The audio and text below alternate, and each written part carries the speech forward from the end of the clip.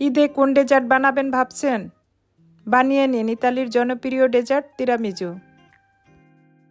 তবে আজকে আমি বানিয়ে দেখাবো পিস্তাচিও তিরামিজু। আজকে আমি একদম পারফেক্ট আর সহজ রেসিপিতে পিস্তাচিও তিরামিজু বানিয়ে দেখাবো। একদম ভিন্ন স্বাদের পিস্তাচিও তিরামিজু। যারা এখনও পিস্তাচিও তিরামিজু ট্রাই করেননি, তারা একবার হলেও এই রেসিপিটি ট্রাই করবেন। আশা করি ভালো লাগবে। আর ভালো লাগলে বেশি বেশি শেয়ার করে আমার চ্যানেলটাকে সাবস্ক্রাইব করে রাখবেন। আর বেল বাটনটা অন করে রাখবেন। এরকম নিত্য নতুন রেসিপি দেওয়া মাত্র আপনার কাছে পৌঁছে যাবে। তাহলে চলুন মূল রেসিপিতে চলে যাই। এখানে আমি কিছুটা পিস্তাচিও নিয়েছি।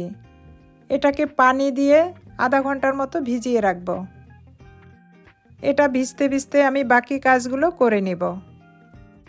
এখানে আমি কিছুটা হোয়াইট চকলেট নিয়েছি। এখন চকলেটটাকে ওভেনে দিয়ে মেল্ট করে নেব। ওভেনে দেওয়ার পর চকলেটটা নরম হয়ে গিয়েছে। এখন এটাকে মিক্স করে নেব। গরম পানির উপরে বাটিটা রেখে দিয়েও চকলেটটাকে মেল্ট করে নিতে পারবেন। এখন ভিজিয়ে রাখা পিস্তাচিওটাকে আমি পেস্ট করে নেব। পিস্তাচিওটাকে প্রথমে একটু গুঁড়ো করে নেব। এখন পিস্তাচিওর ভিতরে চকলেটটা দিয়ে দিব। আপনাদের কাছে যদি হোয়াইট চকলেটটা না থাকে, তাহলে কনডেন্স মিল্কটাও দিতে পারবেন। এখন এটাকে খুব ভালো করে পেস্ট করে নিব। এর ভিতরে যেন বড় কোনো গোটা না থাকে। এখন পিস্তাচিওর পেস্টটাকে একটা বাটিতে ঢেলে নিব। পিস্তাচিওর পেস্টটা খুব বেশি পাতলা হবে না, একটু আঠালো ধরনের বানিয়ে নিতে হবে।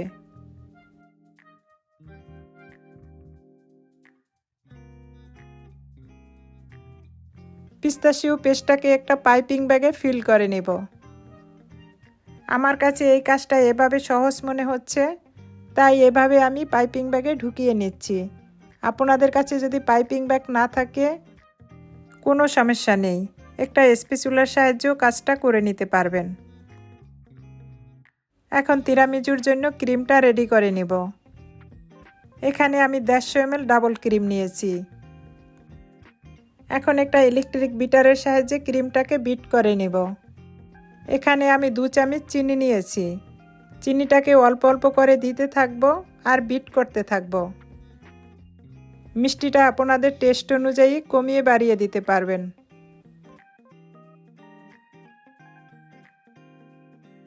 এটা বিট করতে বেশি একটা সময় লাগবে না।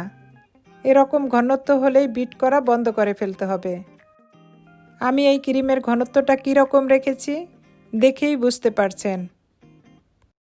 এখন এই ক্রিমের সাথে অ্যাড করব মাস্কারপোনে ক্রিম। তিরামিজু বানানোর জন্য মাস্কারপোনে ক্রিমটা অ্যাড না করলে তিরামিজু পারফেক্ট হবে না।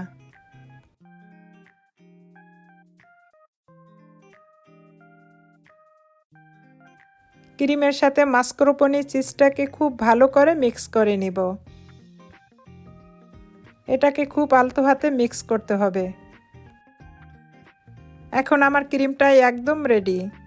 এখন এটাকে এক সাইডে রেখে স্যাফরন মিল্কটা বানিয়ে নিব। এই জন্য আমার লাগবে 1 কাপ গরম দুধ। উপরে সামান্য একটু স্যাফরন দিয়ে দিব। স্যাফরনটা দিলে আলাদা একটা ফ্লেভার পাওয়া যায়। এখন আমি পিস্তাচিও তিরামিজুটা যেই বিস্কিট দিয়ে বানাবো, সেই বিস্কিটটাকে বের করে নিচ্ছি। এখানে আমি কিছুটা স্পঞ্জ ফিঙ্গার নিয়েছি। আপনাদের কাছে যদি এই বিস্কিটটা না থাকে, তাহলে এটা কেক দিয়েও বানাতে পারবেন। আমি যেই ট্রেতে পিস্তাচিও তিরামিজুটা বানাবো, সেই ট্রেটা রেডি করে নিচ্ছি। এখন বিস্কিটটাকে স্যাফরন মিল্কে ডিপ করে ট্রেতে সেট করে নিব। এই বিস্কিটটাকে ডিপ করার সাথে সাথেই তুলে ফেলতে হবে, না হয়তো খুব নরম হয়ে গেলে পিস্তাচিও তিরামিজুটা খেতে ভালো লাগবে না।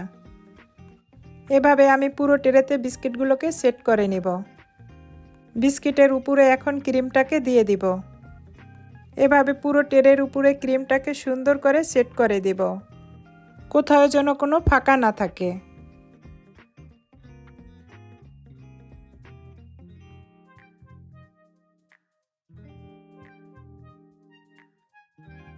এখন এই ক্রিমের উপরে পিস্তাচিও ক্রিমটা দিয়ে দিব। পিস্তাচিও ক্রিমটা যত বেশি করে দেওয়া যাবে এটা খেতে ততটাই বেশি টেস্ট লাগবে।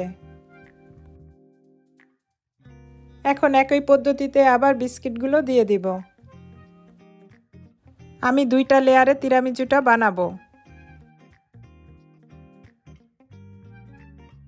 একইভাবে পুরো ট্রের উপরে বিস্কিটগুলোকে সেট করে দিব। তার উপরে আবার ক্রিমটাকে দিয়ে দিব।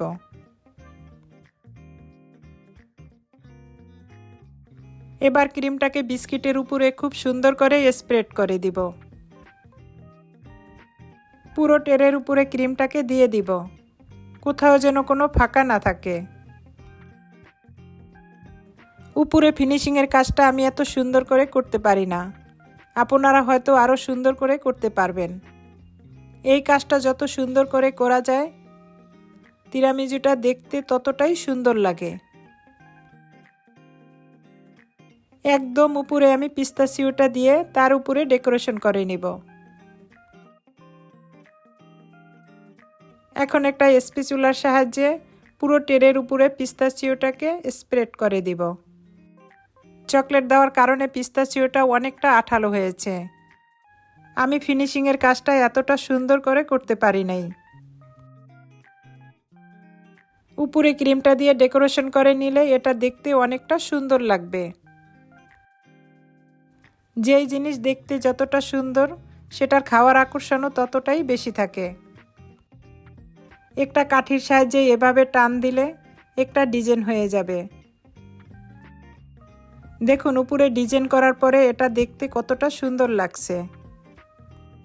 সাইডে আমি কিছুটা পিস্তাচিও দিয়ে আরেকটু ডেকোরেশন করে নিব। দেখুন মাশাআল্লাহ পিস্তাচিও তিরামিজুটা দেখতে কতটা সুন্দর হয়েছে। এখন এটাকে সেট করার জন্য 5 ঘন্টা ফ্রিজে রেখে দিব। 5 ঘন্টা পরে আমি ফ্রিজ থেকে বের করে নিয়ে আসলাম। দেখুন কতটা সুন্দর এটা সেট হয়েছে। এখন এটাকে আমি কেটে দেখাবো। এই পিস্তাচিও তিরামিজুটা দেখতে যেমন সুন্দর খেতে তেমনই টেস্টি।